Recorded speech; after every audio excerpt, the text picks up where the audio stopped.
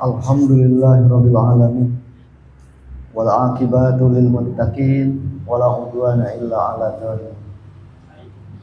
Asyhadu an la ilaha illallah ar-rahmanur rahim wa asyhadu anna Muhammadan abduhu wa rasuluhu min akhiril anbiya'i wal mursalin adan nasi ila siratal mustaqim. Faqala Allah Ta'ala fi kitabihil karim, a'udzu billahi minasy syaithanir rajim. Ya ayyuhalladzina amanu taqullaha wal tanzur nafsum ma qaddamat lighad wattaqullaha innallaha khabirum bima ta'malun. Al-Quran surat Al-Hasr ayat 18. Iwatu iman yang dimuliakan oleh Allah, pada kesempatan ini seperti biasa kajian yang saya sampaikan adalah mengenai seputar fikih Islam. Tentu saja yang namanya fikih itu cakupannya sangat luas sekali. Mungkin untuk mengawali kajian malam ini, sebagaimana biasanya saya membuat satu judul atau bahasan yang berupa kajian tematik. Tapi untuk malam ini mungkin kita akan mengawali dengan yang umum saja. Jadi nanti insya Allah ke depan ada makalah yang saya buat kemudian untuk kita bahas bersama. Secara umum memang apa yang terjadi dengan diri kita di dalam kehidupan kita, baik di dunia atau nanti hasilnya di akhirat, itu adalah karena apa yang kita lakukan. Apa yang terjadi yang membuat kita harus bersyukur karena nikmat dari Allah, baik nikmat kecil ataupun nikmat yang besar. Kalau kita bisa bersyukur dari nikmat yang besar, itu satu kebaikan. Ketika kita bisa bersyukur dari nikmat yang diberikan kecil, itu sebuah kemuliaan. Jadi bukan bahagia yang membuat kita bisa bersyukur, tetapi bersyukurlah yang membuat kita hidup bahagia. Apa yang terjadi dengan diri kita, sesuatu yang tidak sesuai dengan kehendak kita yang membuat kita pun bersabar. Ada satu perbuatan yang kita lakukan yang memang menuntut kita untuk bersabar. Ketika Allah memberikan sesuatu yang kita inginkan, kita bersyukur. Ketika Allah menahan, menunda apa yang kita minta, maka tentu saja kita bersabar. Ketika Allah Subhanahu wa Ta'ala tidak memberi apa yang kita inginkan, maka bagi kita menambah keimanan kita kepada Allah. Karena hidup ini itu saling berkaitan satu sama lain. Algoritma kehidupan ini pasti ada kaitan satu hal dengan satu yang lain. Ibarat sebuah buku, Pak, yang kita baca, itu kan antara halaman per halaman itu ada sambungan, ada kaitan. Nah, kehidupan pun sama. Apa yang menjadi sebab kemudian timbul akibat. Kalau misalkan lampu pijar ini nyala, itu dikarenakan ada arus listrik yang masuk ke lampu. Nah, kemudian ada kaitannya nanti di dalam kawat yang dialiri listrik itu harus nyala. Maka ada kaitannya nanti di dalamnya itu tidak ada udara. Nah, makanya kalau lampu sudah bolong, ada udara, dia tidak bisa nyala karena nanti arus listrik akan membakar udara. Nah, makanya semua nanti ada kaitan. Dalam hidup kita pun sama. Kalau sesuatu terjadi pada diri kita, pasti ada yang kita lakukan sebelumnya. Atau yang kita lakukan suatu waktu akibatnya ini. Nah, itulah hukum di dunia, ada sebab akibat.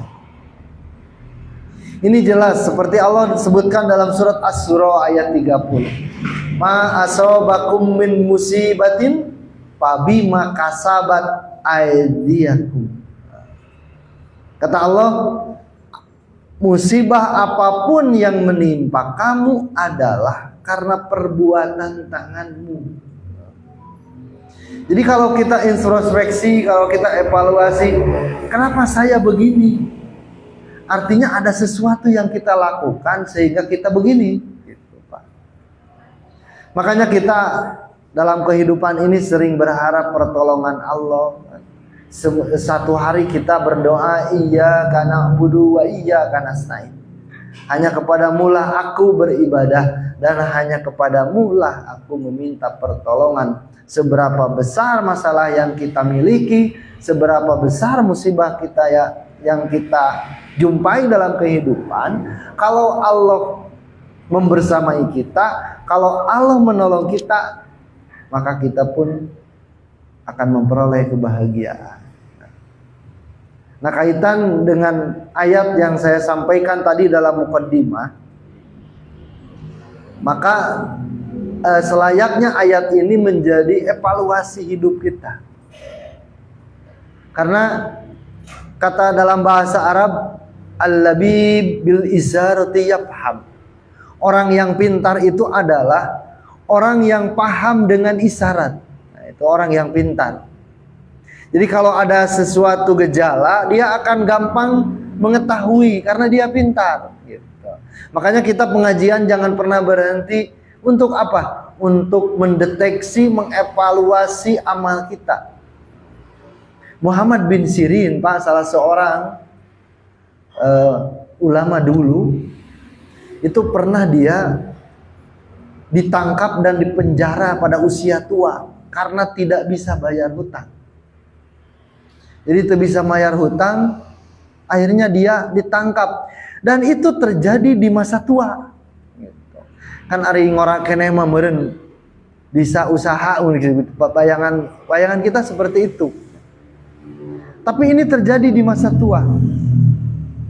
Nah, di dalam penjara dia berpikir, Pak, bukan berpikir nah itu bisa bayar, bukan bagaimana, kenapa saya tidak bisa bayar. Dia tidak berpikir seperti itu. Tapi Muhammad bin Sirin dia berpikir, apa yang telah membuat saya seperti ini? Dia merenung beberapa jam, kemudian dia temukan 40 tahun yang lalu. Dia ingat dia pernah membuli temannya yang banyak hutang, gitu kan.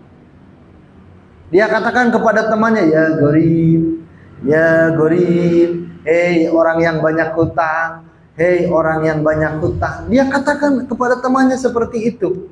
Ternyata ucapan 40 tahun yang lalu itu, bahasa saya, ucapan itu telah menempel di dinding-dinding langit, menempel di pintu-pintu langit, sehingga pada usia tua ucapan itu kembali kepada dia. Maka dalam Al-Quran tadi disebutkan, wa ma asobakum min musibatin fabima kasabat aydiyakum. Dalam surat Qaf disebutkan, ma yaltidu min qaulin illa ladaihi raqib atid.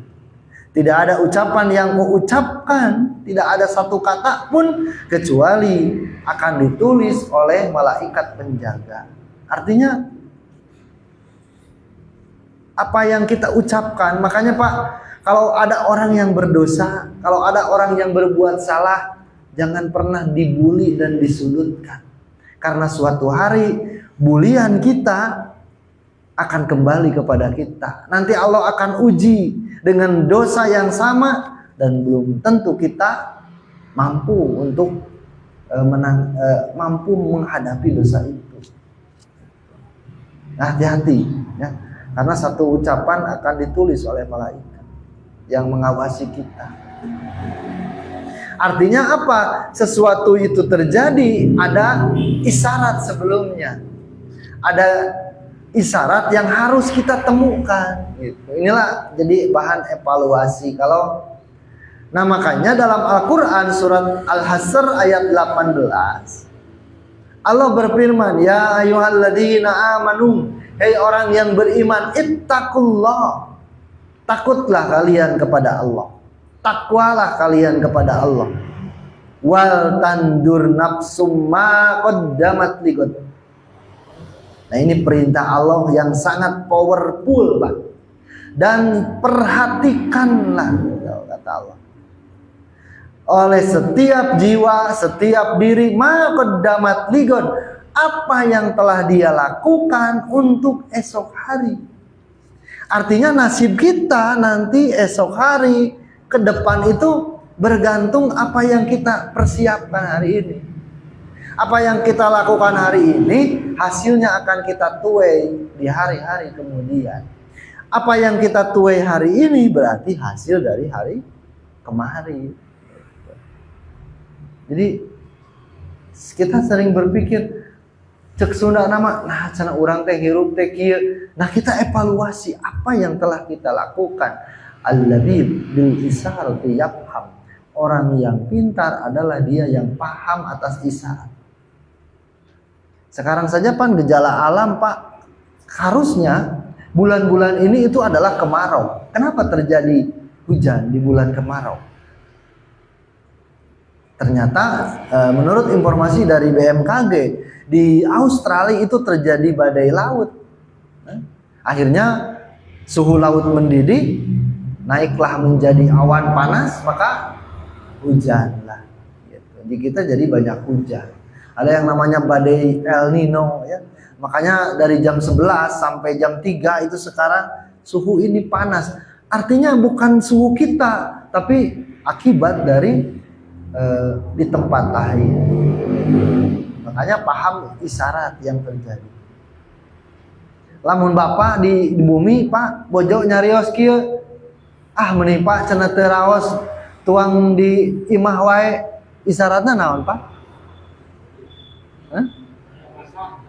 Nah berarti hoyong makan di luar gitu. Cek urang teh ulah kieu atuh pindah ke teras. Nah, sanes Pak. Nah ini berarti dia kita paham akan isyarat.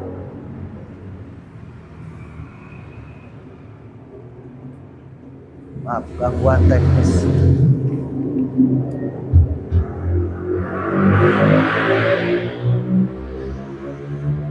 Cek. Nah, kalau kita Pak dalam hidup ini memperhatikan titik-titik yang harus kita temui dalam kehidupan ini, insya Allah titik-titik itu akan kita cek. Jadi kalau sebuah penyakit dokter itu mengobatikan tidak seluruh tubuh yang dicek kan. Kalau orang misalkan demam tidak mungkin dicek kakinya, tidak mungkin. Seperti parosit kan, dia pintar mengobati, tidak seluruh badan dicek. Nanti ada titik-titik yang harus kita cek. Nah dalam kehidupan kita, supaya kehidupan ini tidak hancur, maka ada titik-titik yang harus kita cek. Terminal mana yang harus kita lihat supaya menjadi bahan untuk evaluasi. Minimal ada 4 titik. Yang pertama, bagaimana hubungan kita dengan Allah. Dari titik yang pertama itu ada 3 hal. Yang pertama, jadi 1.1, hubungan kita dengan Allah kita cek sampai sejauh mana. Yang pertama adalah sejauh mana ketaatan kita kepada Allah. Yang kedua, bagaimana harta kita. Yang ketiga, bagaimana kita mengatur syahwat kita. Syahwat itu nafsu, manajemennya seperti apa. Jadi hubungan kita dengan Allah, cek ketaatan, 2 cek harta, 3 cek nafsu. Nah, kita yang pertama, kita cek taat kita kepada Allah. Berarti bagaimana hubungan kita dengan Allah itu dalam hal ketaatan. Karena kan tadi di awal disebutkan bahwa kita meminta pertolongan kepada Allah, tapi di awal iyyaka na'budu, hanya kepadamu lah kami beribadah dan hanya kepadamu lah kami meminta pertolongan. Artinya pertolongan itu akan hadir ketika kita ibadah. Ini berbanding lurus. Jadi ulah ngaharapkan orang ditulungan ku Allah, saupami orang hubungan ibadah tidak ada. Artinya ma asabakum min musibatin bima kasabat aydikum, apa yang terjadi itu adalah hasil perbuatan kita, hartosna. Artinya ibadah yang kita lakukan pun akan membuat alasan kenapa Allah menolong kita. Apa yang kita lakukan kan kembali kepada kita. Berarti ibadah yang kita lakukan bukan untuk Allah, tapi ibadah itu untuk kita sendiri. Karena Allah itu tidak butuh ibadah. Allah itu tidak butuh sholat kita, Allah tidak butuh saum kita, Allah tidak butuh zakat kita. Justru sholat, saum, zakat untuk kita. Sampai dalam hadis qudsi Rasulullah SAW bersabda, Allah itu berfirman, ya ibadi, kata Allah, hei hambaku, lau anna awalakum wa akhirakum wa insakum wa zinnakum kanu ala atqa qalbi rajulin wahidin minkum ma zada dalika fi mulki sayya. Kata Allah, hei hambaku, jika makhluk yang paling awal di antara kalian sampai yang paling akhir, manusia pertama Nabi Adam sampai nanti manusia terakhir, dari golongan manusia atau dari golongan jin, jadi seluruh makhluk kanu ala atqa, menjadi orang yang paling takwa. Sadayana ibadah apa? Dari manusia pertama sampai manusia terakhir teh taat ke Allah, ibadah sadayana. Semua ibadah. Kata Allah, mazada dalika fi mulki say'an. Apa yang mereka lakukan itu tidak akan menambah kekuasaanku sedikit pun. Jadi Allah itu tidak akan terangkat derajatnya karena kita sholat, karena kita puasa. Allah mada kebutuhan Pak, sholat kurang. Berarti apa? Ibadah kita itu untuk kita sendiri. Ada alasan kenapa Allah menolong kita. Iya karena budu, iya karena nasta'in. Karena kita ibadah. Makanya taatnya kita kepada Allah, inilah yang membuat hidup kita tenang, yang membuat hidup kita tentram. Gitu. Kalau kita tidak taat kepada Allah, ini saya jamin hancur Pak, berantakan hidup kita. Saya kasih contoh. Nah, ada beberapa contoh. Salah satunya ketika ada sahabat, dia laporan kepada Rasul, ya Rasulullah, semalam saya disengat kalajengking, al-aqrab. Jadi malam hari ketika tidur ada kalajengking, nyeret. Apa yang Rasul katakan? Kata Rasulullah, ammalau qulta hina amsaita.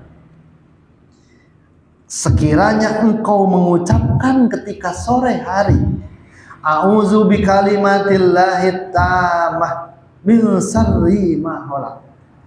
Aku berlindung dengan kalimat-kalimat Allah yang sempurna dari keburukan apa yang Dia ciptakan. Nah, itu doa itu sering kita baca. Kata Rasulullah, lam tadur, lam tadurroka, maka kamu tidak akan ada dalam keadaan bahaya. Jadi kita lupa saja berdoa perlindungan diri kepada Allah, padahal seseorang itu ketika tidur itu seperti orang mati kan? Orang mati kan tidak bisa apa-apa. Ketika kita waktu sore mengucapkan a'udzu bikalimatillahi tammah, maka siapa yang akan menyelamatkan kita dalam tidur itu? Allah. Kata Rasulullah, tidak akan pernah bahaya. Maka ia dapat menjadi yang memeliharamu, maka Allah lah yang menjaga kita. Eta teh baru ucapan a'udzu bikalimatillahi tammah. Bagaimana sholat kita, bagaimana saum kita, ini ketaatan kita yang luar biasa. Itu baru ucapan doa perlindungan diri. Ini viral Pak, sekitar tahun 2000 itu di Inggris. Ada seorang wanita berhijab, dia lewat ke sekelompok pemuda yang sedang mabuk. Nah, ketika pemuda itu melihat perempuan berhijab ini lewat, mereka semua minggir. Bahasa Sunda nama malibir Pak, nyingrai. Lewatlah, berlalulah wanita berhijab itu. Giliran berikutnya ada wanita dengan memakai pakaian adiknya, anu serba kekurangan bahan.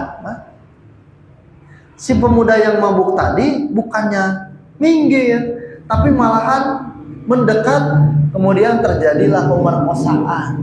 Itu silakan buka di Mbah Google ada.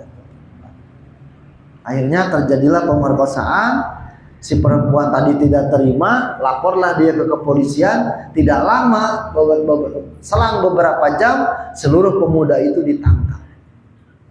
Ditangkap di kepolisian, di sel, kemudian hari berikutnya disidang di majelis hakim untuk memberikan vonis karena ada pemerkosaan. Maka dikumpulkanlah bukti-bukti. Nah, di CCTV, karena ada CCTV kota, itu terlihat sebelum lewat perempuan yang diperkosa tadi, ada perempuan berhijab lewat. Ternyata pemuda tadi tidak mengganggu. Maka dipanggillah si perempuan berhijab tadi, ditanya oleh hakim, Anda kenal orang-orang ini? Kata perempuan tadi, ya saya Pak Hakim tahu. Waktu itu saya lewat, mereka sedang mabuk. Dia tahu semua wajahnya. Nah, kemudian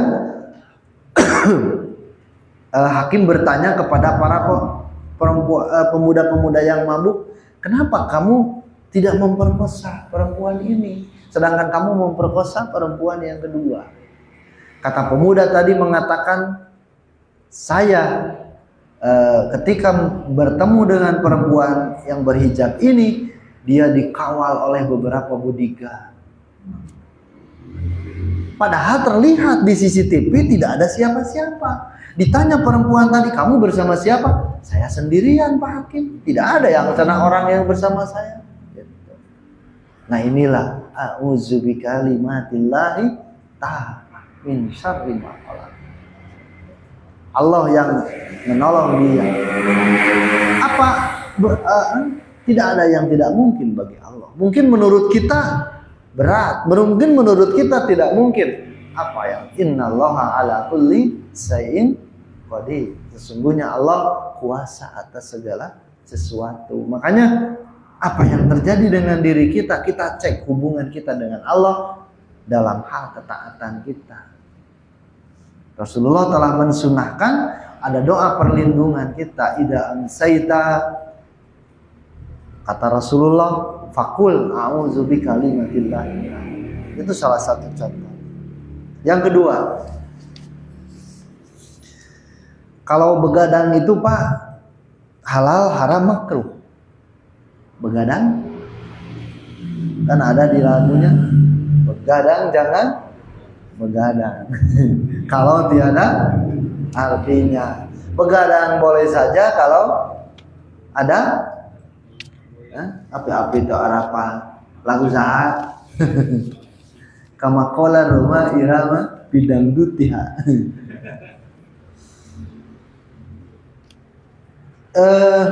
Rasulullah itu dalam hadis Imam Bukhari nomor 568, bisa dicek Pak. Anna Rasulullah, kata Abu Barzah, sesungguhnya Rasulullah SAW kana yakrahun naum qoblal isya. Rasulullah itu benci tidur sebelum sholat isya. Jadi lamun tos maghrib ulang makruh, itu tidur yang makruh. Nah, berarti hal yang dibenci oleh Rasul. Kenapa Rasul benci Pak tidur sebelum sholat isya? Sanes terkenge boleh, tapi dibenci makruh. Sami jeung ngarokok, ngarokok berarti sami jeung tidur sebelum sholat isya. Karena nanti bisa terlewat satu waktu sholat isya bisa terlewat. Nah kemudian wal hadis ba'daha. Rasul pun benci orang yang ngobrol setelah sholat isya. Berarti kalau tidak ada perlunya. Nah begadang, hari begadang ngobrol. Sorangan oge ngobrol Pak dengan diri sendiri kan ngelamun. Gitu. Nah di dalam ilmu kedokteran itu ternyata ketemulah sebuah penelitian. Orang yang kurang tidur, orang yang banyak begadang, rata-rata umurnya pendek. Ini terlepas dari takdir, Pak. Kenapa? Karena usia itu kan ada usia kalender, ada usia biologis. Kalau usia kalender seseorang itu telah tentu. Ajal seseorang itu tidak bisa didahulukan, tidak bisa diakhirkan kalau ajal. Ini usia kalender. Ini ada usia biologis. Usia biologis itu ada orang yang walaupun muda tapi ada yang terlihat tua. Gitu. Berarti dia bisa menjaga usia kalendernya. Ada orang yang tua tapi kelihatan muda. Si bapak cenah geus 70 tahun kerja bakti milu Pak, senam rajin Pak, sesepedahan rajin, ke masjid rajin Pak, geus 70 tahun teh berarti dia walaupun sudah tua tapi badannya muda. Kan aya budak ngora juga kolot Pak, sare pegawaian teh da penting begadang, beurangna sare gitu. Akhirnya karena apa yang terjadi? Waktu malam itu, kalau menurut ahli kedokteran, itu waktu di mana badan kita itu mendeteksi, mendetoknya racun ya, dan ada dalam tubuh. Jadi kalau waktu saat itu terlewat, akhirnya tubuh kita ini penuh racun. Makanya orang-orang ketinggali kolot. Dan orang itu kalau tidak tidur gampang juga terkena serangan penyakit. Karena tidur itu nagih. Lamun orang tertidur, kalau kita tidak tidur hari ini, pasti besoknya harus dibayar. Bapak misalkan shift malam, pasti pagi harus tidur. Kenapa? Karena yang malam tadi ditagih, tidur itu pasti nagih.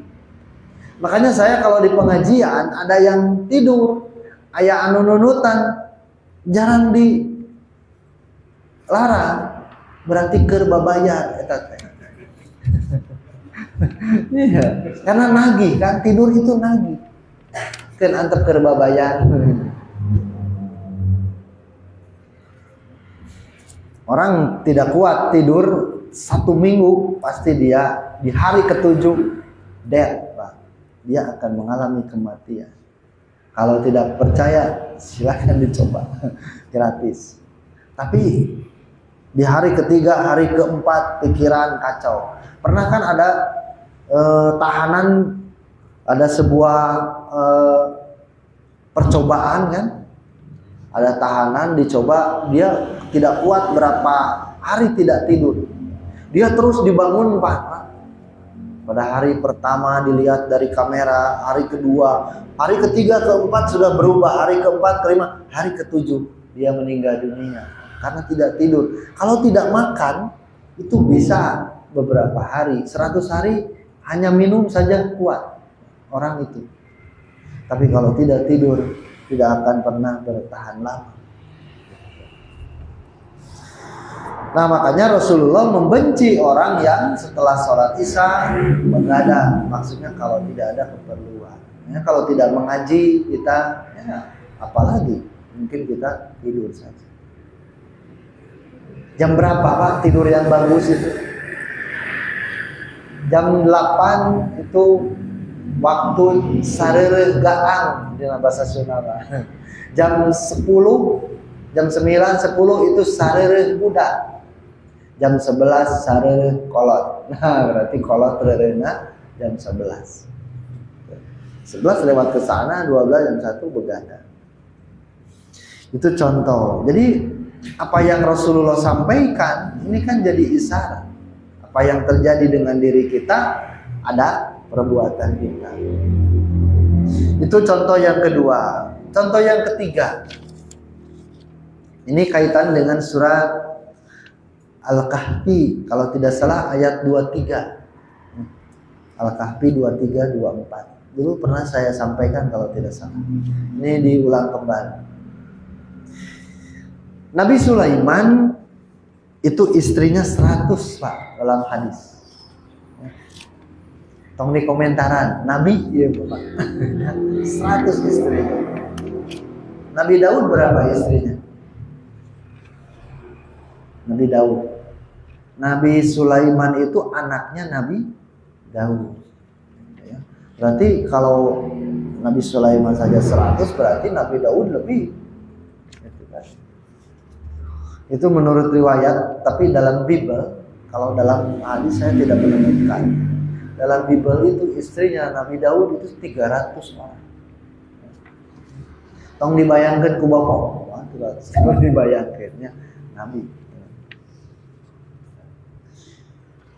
Nah, dalam tafsir surat Al-Kahfi ayat 23-24 itu dalam tafsir Imam Ibnu Katsir, beliau mencantumkan salah satu hadis. Kata Rasulullah, qala Sulaiman bin Daud. Sulaiman bin Daud berkata, la atupanna lailata alami atim ro'atin.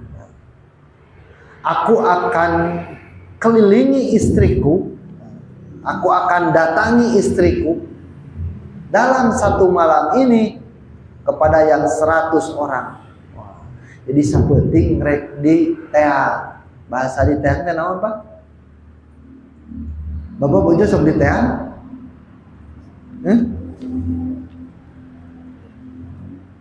Sok di teang? Mana sih bojo? Ya. Jadi bahasa la'atu panna itu kalau dalam bahasa Arab bahasa lainnya tawaf. Tawaf berkeliling. Berarti nah di sini jangan diartikan tawaf. Banyak habis balik tawaf kayak pemajikan di kurilingan sanes. Lah? Orang hiji. Hiji ge bisa tawaf. Jadi nu hiji we. Berarti lamun 2, 3 gitunya nguriling gitu. Hiji mah teu kudu nguriling, langsung kena tujuan. Dia itu akan mengelilingi seluruh istrinya itu satu malam. Kata dia, talidu kullam ra'atin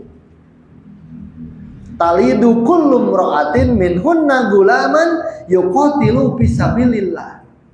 Akan melahirkan tiap-tiap istriku nanti seorang anak yang akan berjuang di jalan Allah. Jadi kan harapan, ini sebuah cita-cita Pak. Kan kalau kita pun sering berdoa kepada Allah ingin diberi keturunan. Kenapa kita bercita-cita? Karena pasti keturunan kita itu harus lebih baik dari kita. Makanya kita beri nama anak itu Nama itu kan adalah cita-cita dari ayah yang memberi nama. Makanya Rasulullah itu sering mengganti dulu anak-anak yang namanya bertentangan. Artinya bertentangan itu gantilah ngaranten cek Rasul tidak sesuai dengan kamu. Nah, kita pun memberi nama itu tidak sembarang, Pak, tapi harus sesuaikan dengan cita-cita, tapi cita-cita yang baik tentu saja.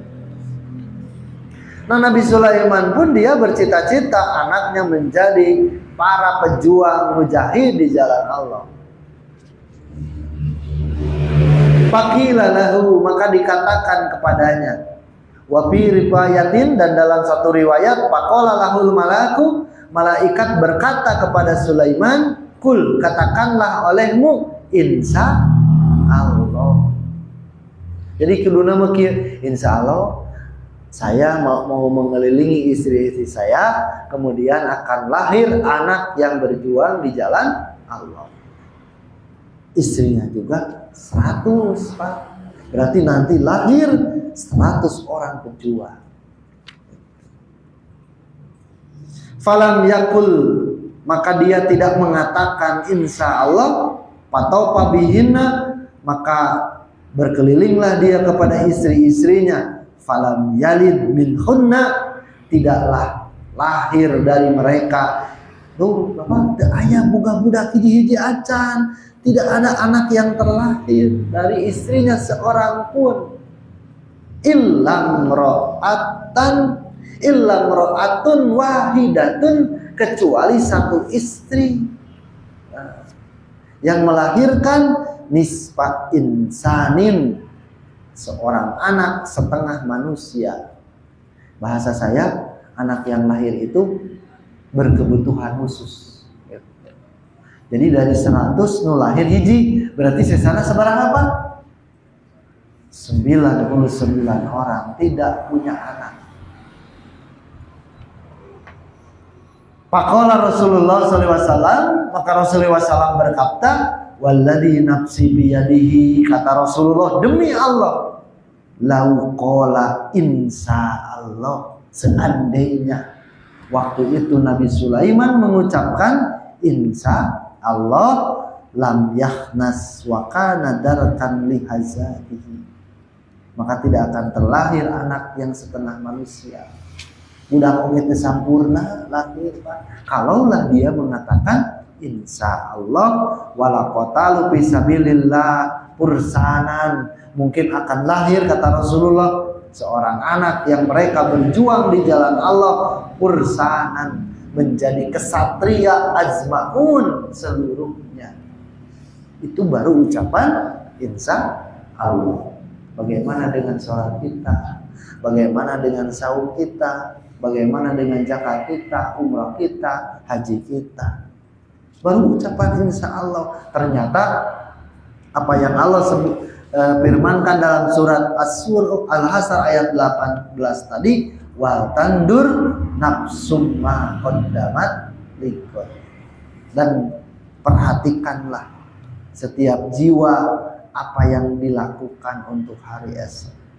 Jadi hari esok itu ditentukan hari ini, atau hari-hari selanjutnya apa yang kita lakukan sekarang.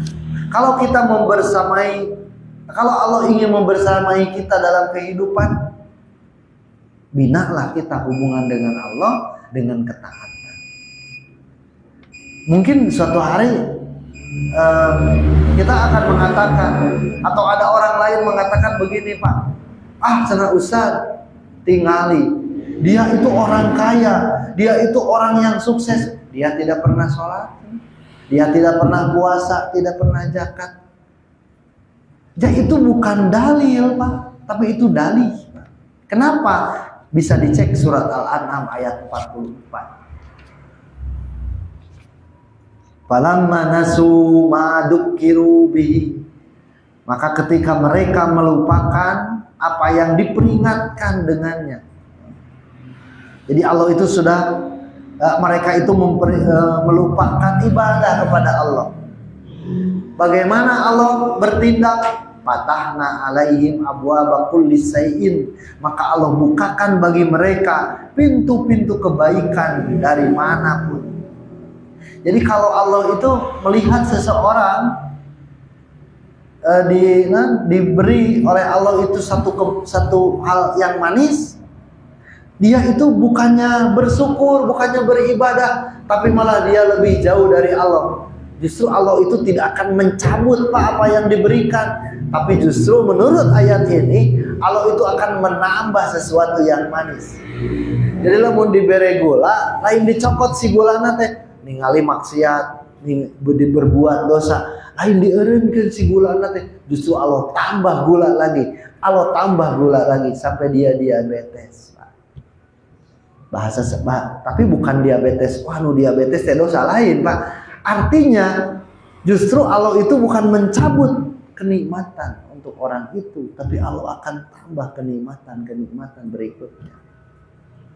Tapi di satu waktu, hatta idza farihu bima utu, ketika mereka bergembira dengan apa yang diberikan, akhadnahum baghtatan, maka Allah siksa dia dengan tiba-tiba. Kalau orang kaya itu jadi dalil dia tidak beribadah, atau orang kaya itu jadi dalil bahwa Allah ridho atas dosa-dosa yang diperbuat, atau juragan Korun bukan orang berdosa, Pak. Tapi kan Korun itu orang yang terhina. Kenapa? Ketika Allah berikan seluruh kenikmatan yang banyak, di akhir hidupnya Allah hinakan. Fir'aun kan Allah hinakan, Allah berikan jabatan, Allah berikan kekayaan, tapi pada akhirnya fa'idahum mublisun, maka ketika mereka lupa, jadi semakin amnesia kepada Allah, semakin jauh. Nah, di akhir hidupnya maka mereka menjadi orang yang berputus asa. Nah, iwatu iman rahimakumullah. Jadi ketaatan kita kepada Allah itu adalah salah satu indikator bagaimana hubungan kita dengan Allah. Karena mungkin waktu, Pak, yang membatasi kita, ini baru satu. Ada 4 yang harus kita cek. Dari yang 4 ini, nomor 1 hubungan kita kepada Allah. Ada 3 yang harus kita lihat. Bagaimana taat kita kepada Allah, bagaimana keadaan harta kita. Nah, harta kita pun harus kita cek. Oh, kenapa terjadi seperti ini? Harta kita nanti ada beberapa dalil yang dari mana kan harta itu diceknya 2, min aina iktasabahu wa min aina anfaqahu. Dari mana harta itu didapat dan kemana harta itu dibelanjakan. Kita mengatakan ada anak melawan kepada orang tua, kita katakan kamu anak durhaka. Tidak bisa kita mencap anak itu durhaka, karena kita harus evaluasi. Mungkin saja ada orang tua yang durhaka kepada anak. Jadi sebelum anak itu durhaka, mungkin saja orang tua lebih dulu dia durhaka terhadap anak. Kan ada di zaman Umar bin Khattab, ketika orang tua menyebutkan, ya Amirul Mukminin, marahi anak saya, dia anak durhaka. Kata anak itu, jangan dulu saya dihukum. Kenapa? Bapak saya tidak pernah mengajak saya ke masjid. Bapak saya tidak pernah memerintahkan saya sholat, tidak pernah memerintahkan saya ibadah. Oh, berarti orang tua lebih dulu durhaka kepada anak itu. Kemudian pada akhirnya apa yang dia siapkan, dia lakukan, di suatu waktu anak itu pun berbalik durhaka kepada orang tua. Iwatu iman rahimakumullah, itu contoh-contoh dari hal ketaatan kita yang berimbas kepada diri kita. Karena ibadah kita semata-mata untuk kita dan akan kembali nanti dituai hasilnya oleh kita. Layaknya sodakoh yang kita keluarkan, sodakoh ke masjid bukan untuk masjid, tapi untuk kita samperin jaga, gitu ya. Itu yang bisa saya sampaikan pada kesempatan ini. Insya Allah nanti ke depan kita akan membuat kajian tematik mengenai berbagai fikih Islam, pemahaman seputar Islam, yang mudah-mudahan di setiap pengajian itu menjadi ilmu yang bermanfaat untuk mengevaluasi amal-amal kita untuk kita ke depan. Aku qouli hadza wa astagfirullah li wa lakum. Wassalamualaikum warahmatullahi wabarakatuh.